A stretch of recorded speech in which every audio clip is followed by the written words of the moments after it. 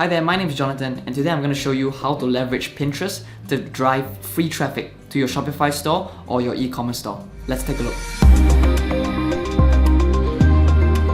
Okay, so I am in the Pinterest dashboard right here. As you can see here, I'm running a store, and this is basically in the online's women's niche. So there are certain things that you need to keep in mind when you're on Pinterest, right? So Pinterest is basically a search engine that you really want to leverage people's search terms and search intent to basically drive traffic from your infographics, from your pictures, occasionally your video as well. So the great thing about Pinterest is that all of these things here, all of these pins here, can basically direct to a site. So for example, this pin here, if I open it up, it will direct me to this site right here. It was the my-video, basically this site. So every single pin, it's something that is data that can be driven back to your website. So just keep in mind that you need to make and post engaging pins in your Pinterest page. So as you can see here, I'm just gonna go into my analytics portion.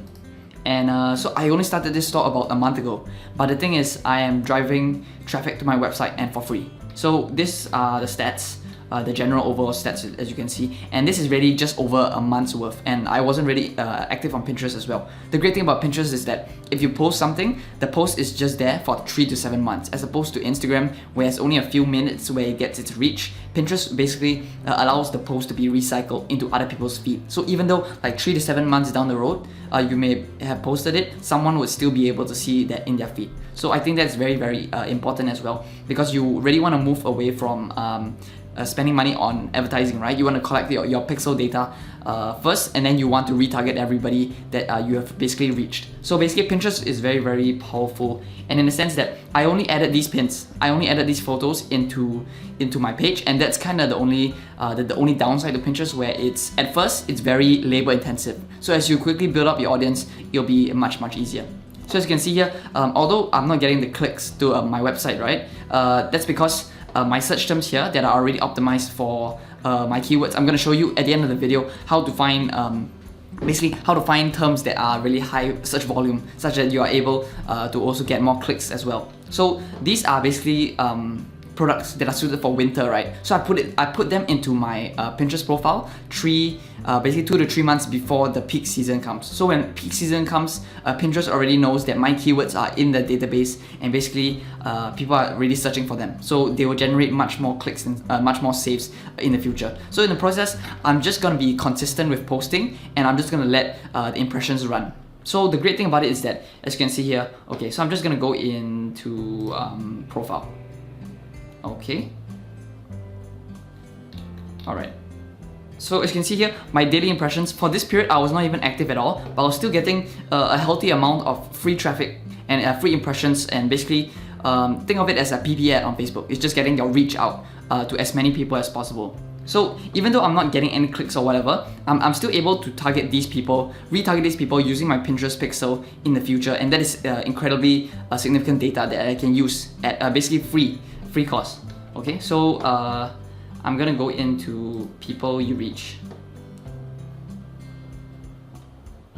So as you can see here, although this is September 16, now it's October 2nd, right? So I'm just gonna go back 30 days just to show you I've not been active at all. So at this point, I've been gradually adding a few more pins to my Pinterest profile. But then again, the growth is not exponential, but it's still steadily increasing. As you can see, I'm getting 3,000 monthly viewers per month, and those are people that you can retarget back. So for example, if it gradually grows, you can expect 4,000 to 5,000 or even till 10,000 people that are viewing your profile every month. And that's very incredible data, because you're not spending a single dollar on it. You're just putting in time. Maybe you go ask your VA or ask your staff to do something, and just add a few pins to your profile every single day.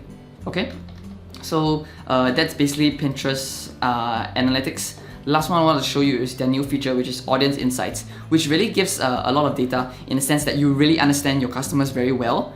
And it's so I'll just let you see over here. So these are all the data that Pinterest allows you to see of who is interacting with your pins basically. So I'm in a fashion niche, so I mean of course it's fashion, and these are the affinity scores. And so basically people who like women's fashion will generally also like these things. So this will really give you insight about what type of audiences you may want to target. So for example here, your gender here, right? is definitely female, and the age distribution, who is responding well to your pins or whatever, you can use this data and bring it into another advertising platform. So for example, I have this info on Pinterest. It's kind of my testing on Pinterest, and I know that because this responds well, these pins respond well to this age group, I can go target them on Facebook very effectively because I know it already responds well to the market. Okay, then there's also location as well as device. So it's a very general audience insights. So that's how you basically leverage Pinterest for free traffic over time. So basically, how would you go about doing this, right? So for example, if you were running a Shopify store, if you're a Shopify store, it's very easy. You can just add Pinterest to one of your pins. But if you're not, you can actually add rich pins to your website. So rich pins basically allow you to show a product where, okay, I can't show you right now. But basically, when you press on your pin, you can basically see your price, your product description. You basically can buy within Pinterest itself. And basically, to do this, you need to first add metadata to your content on your website. So for example, your e-commerce product store has your prices, your title tag, and etc. etc. All the basic stuff basically. So if you want to add your pins to become a rich pin, you can come in over here.